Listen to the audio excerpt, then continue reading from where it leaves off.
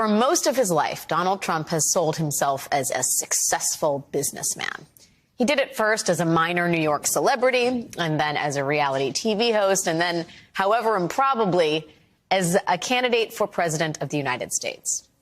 Trump's main asset, his selling point, if you will, the reason we were all supposed to take him seriously, was he was the successful leader of the real estate empire that bears his name. But today, a judge in New York found that Trump's business empire has been built, in part, on rampant fraud. And the judge ordered the dissolution of Trump's businesses in the state of New York. Here's what he wrote. Ordered that any certificates filed by any of the entity defendants or by any other entity controlled or beneficially owned by Donald J. Trump, Donald Trump Jr., Eric Trump, former Trump Organization CFO Alan Weisselberg, and Trump Organization controller Jeffrey McConney are canceled. To put that in layman's terms, for now, the Trump Organization effectively has an out-of-order sign hanging on it, at least in terms of its businesses in New York State, which, again, in this moment, at this hour, is a fairly staggering development for the man whose entire reputation was built on his alleged business acumen.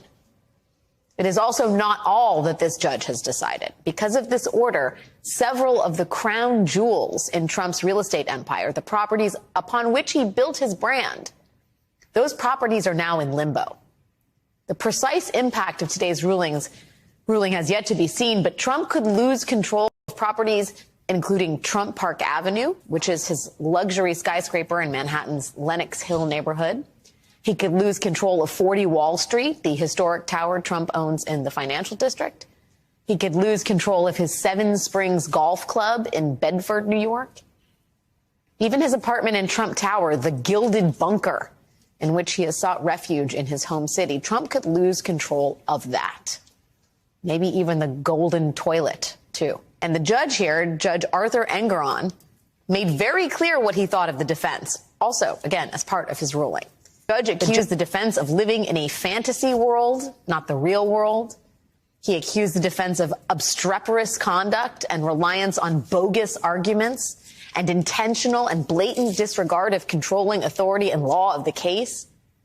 He admonished Trump's legal team in no uncertain terms and wrote, "Sophisticated counsel should have known better." And Judge Engoron, the same judge who just accused Trump's team of living in a fantasy world, he will be the presiding judge in that case. Out of that trial, we are likely to find out the fate of Trump's empire, whether he will lose control of his numerous properties, and whether he and his sons will ever be allowed to do business in New York State again.